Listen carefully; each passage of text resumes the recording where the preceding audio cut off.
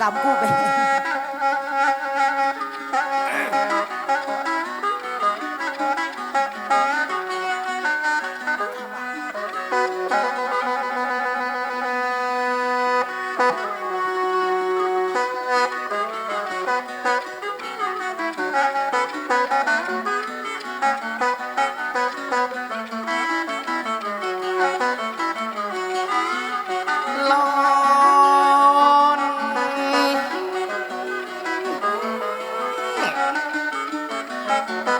วันนี้มาโซกันที่วัดดงเวียงมวดในมาเปียงขอยกมือกราบ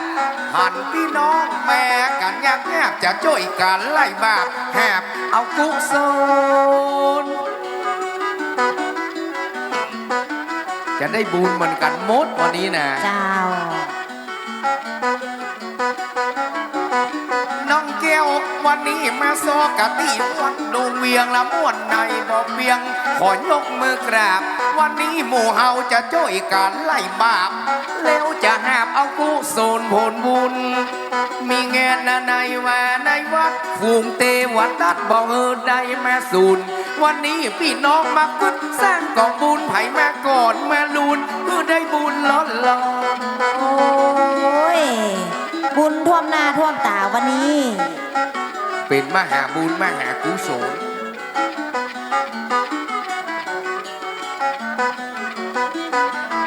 แล้วจะจวนแล้วเอาแม่แขนกู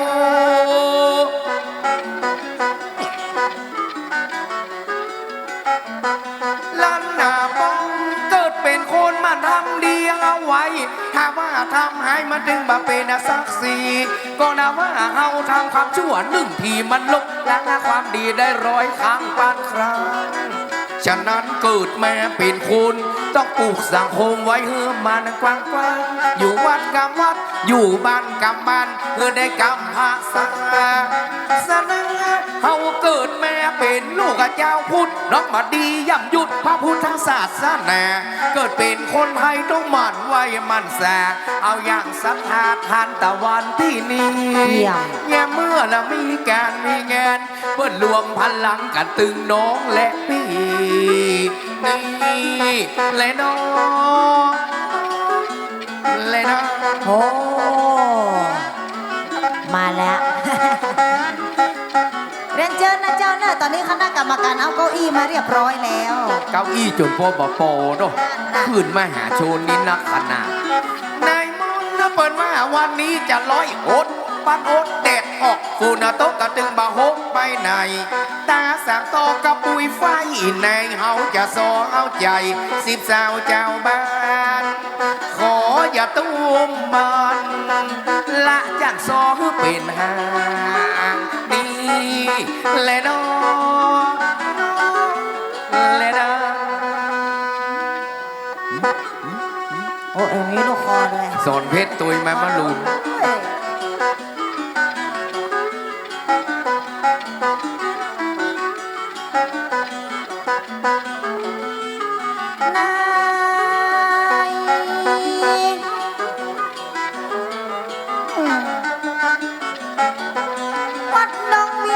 มีการมีงานขอยอมือสารลวดอาปริวาสไว้ถึงพระบทไว้ถึงพระบาทจะขอยอมือกราบเอาขึ้นเหนือหูจะโซไม่ยิงนี่โซลวกเด้อลวกอ่ะเป็นลูกอาจารย์ก่ะเอาแม่นะกะลูกพ่ออาจารย์หลานตุ้เจ้าเป็นหลานตุ้เจ้าแบบนมไว้ก่อนจะซ้อขออัญชุลีตั้งพระบาทเจดีย์สีมหาธาตุไว้ไปมดพระเจ้าโศกราชไว้เก่าธาตุ80,000 ปันดวงวันนี้เฮาได้เป่าได้ปูกดวงเวียงเปิ่นก็ได้บวงสรวงก็เป็นปูจามาแล้วดอกดวงทั้งหมู่ทั้งมวลขอได้ทราบโอ้ใครมาทำบุญวันนี้เจ้าชีวิตจะมีแต่ความสุขความร่มเย็นเจ้าก็ว่าวันนี้ซ้ำเป็นวันดีขอสวัสดีพี่น้องตั้งหลาย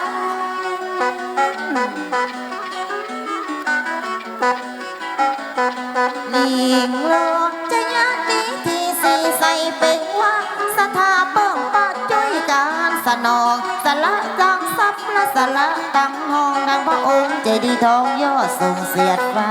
เฮาวาดพื้นและอย่าต้องหวังผลนะบุญกุศลส่องปันไปนะสุขในเมืองคนสุขในเมืองฟ้าสุขในโลกหน้านิพพานพร้อมด้วยศรัทธาตึงน้อยตึงใหญ่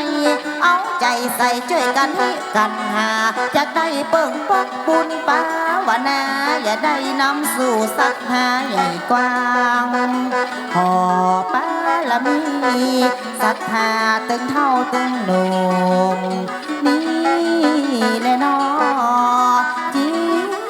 แหละนาย วันนี้จักโซซื้อนาฬิกากับแหวนใหม่แม่ อย่าง ปวดแหวน อ๋อไปใจใด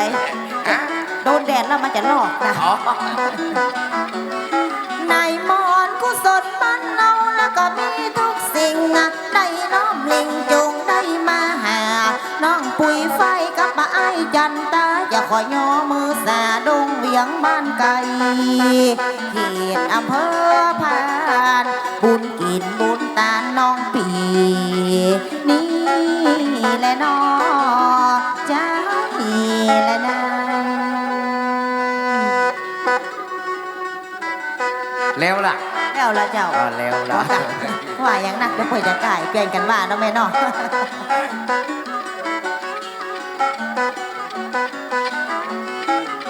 ร้อน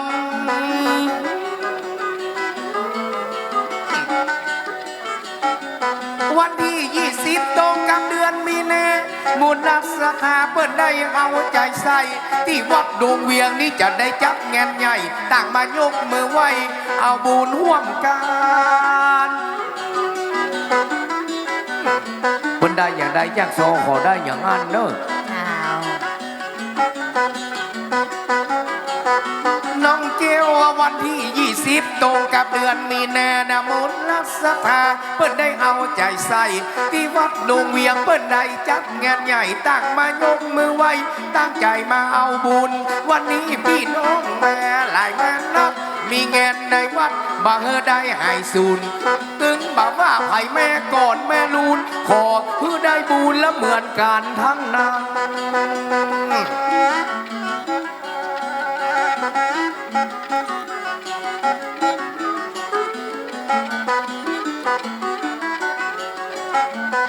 แม่ทำบุญก็ขอให้ได้บุญตึงปู่ตึงลุงตึงป้าน้อยป้อนาน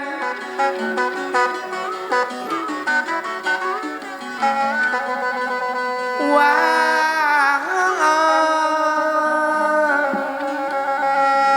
เสียแย่หมอกกีเหงื่อขาว กินข้าวหยัง แง่ กินข้าวไงบันไงนั่งป้อมจะขอย่อมือนมและพี่น้องจังลายพร้อมใจกันเต้าคนบนนายมาเลี้ยงใหญ่ต้นแก่คนเฒ่าก่อนจะซ้อขอย่อมือสาคณะสัทธาปะปีเจ้าภาพเก่าจีมเล่น้อง กินข้าวไงกับปากันมาห้ามผมจะยกที่ดำเอามาดำที่สูงมาโซวันนี้นะว่าเป็นนะบุญต้องขอขอบคุณและกษัตริย์พี่น้องทีมงานและไอ้ทวดาเมืองทนวันนี้แหละตึงบ่ฮือได้ง้อมตาสามโตกับปุยไฟอีน้องเอาบ่ฮือได้ง้อมได้ง้อม วันสุดวันเนาะวันนี้เนาะ มีอย่างใดจะว่าไปจนหมดแต่วันบ่โต๊ะกะตึงบ่โฮกอยากฟามให้ทางวัดได้นำเอาทีมงานมาเอาใจคนฟัง ตึงหนุ่มตึงเท่าเปิ้นว่าวันนี้คนมากันหลายบางห้องกับมาควายแต่ยังให้มาเจ้า โอ้มาอย่างเจ้า มากินข้าวงานยีนะกันเลยเนาะ พ่อกับมาควายบางลายก็มาเจ้า ลูกเต่าบ่เฮอได้ลบหายส่วนวันนี้พี่น้องเป็นสถานะบุญขอขอบคุณว่าตั้งพ่อตั้งแม่บ้านของเฮาบ้านใกล้เรืองเคียงวัดดงเวียงตึงบ่เฮอได้เย่อย่าไว้ตึงพ่ออย่าไว้ตึงแม่ มาฟัง ไว้จังโสพ่อจ่ายด้วยกะ โอ้สวัสดีเจ้า หมู่เดียวกัน ลืมกินเลยลืมไว้ไอ้ตาสามต่อคนนี้ มาตะกี้เฮาลืมตักกัน มาเอาก๋วยเตี๋ยวตีข้างนั่งถามว่าได้ว่ากินข้าวไงเตือเจ้า วันนี้มาจอย วันนี้มาซอยขอยกมือยอตัวกันเจ้าเจ้า มาไว้กินลงทานก๋วยเตี๋ยวพี่น้องต้านลม โดด หมอเนอะ สุดยอด จะขอสวัสดีกันด้านอาเตียเขา ผู้ที่มียศและมีเกียรติตั้งแลยตึงบอกว่าเราไม่ยิงป่อใจอำเภอพานเชียงไฮ้กับตึงนู่นมาตึงเฮาตาสามตอกกระปุยไฟสาวจีวันนี้โจกดีกันได้มาซอกู้เก้าจะซอเอาใจ ตึงหนุ่มตึงเท่าเตี้ยได้แม่รวมน้อยงาน ทักทายเปิดค่อยๆนายตาเนอะ จะขอสวัสดีกับท่านที่เคารพผู้ที่มียศคนฟังลุ่มหามลูกจักยังไม่มาซออำเภอพานจะเอาใจคนฟังดึงตั้งหลังตั้งแน่ขอสวัสดีพี่น้องผู้คนถึงบ้านลุ่มบ้านโบนเอกชนพ่อกัน ดูโอ้ยข่อยแต่ข่อยหวานไว้ จะไว้ตึงคนเท่าไว้ตึงคนหนุ่มนั่งกันเป็นกลุ่มเป็นหลวงเป็นลายยังโซบทแรกจะทักทาย เอาใจยิ่งใจตึงเท่าตึงแม่ขอขอบคุณพี่น้องตั้งหลายยิ่งใจม่วนใจแต่ไว้ไปหมดตั้งพ่อตั้งแม่ไว้แผ่คนแก่อายตา เอ๊ะสมัยมันสวัสดีจ้างฟ้อนเด้อเด้อปุ่นมีหลายคณะเด้อ แรงตีหน่อยมีตึงจ้างแค่มีตึงจ้างก้อนมีตึงจ้างฟ้อนเป็นนักเป็นนาวัดดงเวียงที่สาวมีนา ได้ตกแต่งดาราซับผ้าเหนือใต้ก่อนจะไว้ขึ้นมาบนเวทีขอสวัสดีสักทาเปิ้นไว้ เข้าแนมมาใหม่ตีนอ่อนมืออ่อนน้องปุยไฟ น้อง บะหมี่แนบบุญเฮาตึงบาได้มาปะบะหมี่ทุละเฮาตึงบาได้แม่หันถ้าวัดดวงเวียงบาจัดการจัดแงนตึงบาได้แม่หันใส่พี่ใส่น้อง อยู่เชียงใหม่เมากะกะไข่บืดบืดก็ขึ้นบืดบืดก็ล่อง ที่ได้มาหันชัดทางพี่น้องเป็นวาสนาแนบุ ก็อู้ไปได้อย่าไปเตะตีนเตะมือมันอย่างอ่ะ แอคชั่นเลย เอาจะถกเสียวแต่ว่าน่ะเดี๋ยวก่อน บะหมี่แนบบุญตึงบาได้มาปะหันใส่ยอดพักละก็เติงบานูนมาต่อวันนี้นะว่าปิ่นนะบุญต้องขอขอบคุณและเสียงอย่างเสียงคันจะไปครับผมกว่าจะไปด่าผมหนีใครซอนี่สักปีโดงเวียงนวดลา โอ้ยมาอย่างมาจากอู่แต่ แต่อยู่เนี่ยหามซอกับหมอคนกับหลาย ก่อนบะมีบุญถึงมาได้มาปะบะมีธุระมาได้มาหันการ เป็นบุญเก่า เป็นบุญหลังปะพี่น้องคนฟังบ้านเหนือบ้านใต้ก่อนบ้านเฮามีจ้อยมีโสม่วนใจแต่นอละจะยกมือไว้ก็วันนี้อย่ามีกินมีใจเอาใจเหนือใต้มีใจ จ้างฟอนจะเอาแล้วฮะ เอาล่ะ อันนี้ชุดแดงก่อนแห่งกำชุดสีม่วงรอสกรรม เป็นว่าบุญปีของว่าบุญน้อง เป็นบุญของละมาปะใส่จำเป็นบุญละปะไอายตาจันป้าน้องไฟคำละสิบเศร้าเจ้าบ้านบุญได้มาพบบุญได้มาเจอเปิ้นว่าฉันกับเธอมาเจอกันกลางหาน จ้างโซมีจัดหลายเขายังมาได้มา เอาแท้กะน่าคิดเนาะ จะขอฝากตัวไว้เป็นพี่เป็นน้อง ถึงแม้มาได้เกินแล้วร่วมต้องเดียวกัน แต่ว่าเอาอยู่แผ่นดินของแผ่นดินทำโหนต่างกับตึงบักไก่บักไก่แม่วันนี้ฝักเนื้อฝักตัวกับแม่ปั้นซ่อนบัวกับเอาแอแน่ไป วันนี้บักไก่ฝากเป็นลูกไปสาขอ เจ้าเดี๋ยวก่อนเสาะก่อนถ้าเปิงใจในกำเดียวอันน่ะ เพื่อนยาวว่า ก่อนนั้นนะพอ จะ ก่อน ขอ แล้วกัน ฝากตัวไว้เป็นพี่เป็นน้อง ถึงแม้นมาได้เกิดร่วมต้องเดียวกัน แต่ว่าเฮาอยู่แผ่นดินทองแผ่น จันตาจะขอเป็นลูกเคยปุ๋ยไฟน้องเคยลวดเลยมาเป็นไปเช็ค ชายาจันยาจันทาน เล มุก น้อง ไอ้อย่าเป็นเคยน้องอย่าเลยเป็นไปเขาว่าใดมันบ่เฮอได้เสียอู้กันไปเรื่องผัวเรื่องเมียตั้งใจเสียมีงานตังวัดฝากเป็นลูกเขาอย่าฝากเป็นหลานมีกินมีตานปีหลายน้องนักบางเตื้อกำจ้าบางเตื้อกำตักมันบ่ตักถูกใจอย่าคนฟัง ขออนุญาตปรุงปั่นไว้ก่อนเนาะกำโซกับแต่พ่องเล่นพ่อง บางเตื้อกำโซบางเตื้อกำจ้อยอู้ไปเตื้อก้อยก็เป็นเบียนเป็นกำมาขอสู่มาแล้วพี่น้องคนฟังลูกหลานคนแก่คนเฒ่ามือ10 นิ้วไก่กิ้วเกษาอย่าขอสู่มาสัตนาเจ้าจีบและน้อง ยอมือกับบอกได้เป็นบาปมาขันแน่บาติตนตึงหมูตึงกุ่มตึงดังลูกมาตังโบนคนรวยคนจนพระสงฆ์องค์เจ้า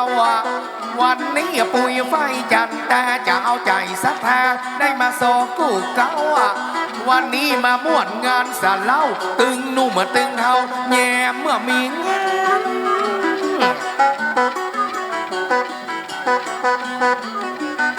เพิ่นว่าบุญนำมาวาสนาแนะนำส่งตึงมาแซมมาจุ่มเมื่อมาได้แม่หันวันนี้แน่บุญปางเก้าปางหลังกุยไฟคนแงไปฟังแปลงใจยินแน่บุญเฮามานักก่อนหน้าบุญเฮามาลายหอนถ้าจะตายตาตีดอยม่อนจี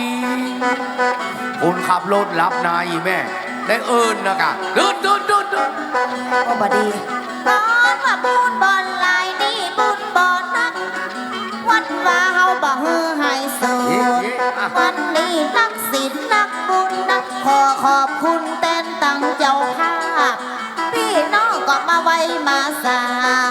แต่งหน้าก็บ่วิดบ่ขาด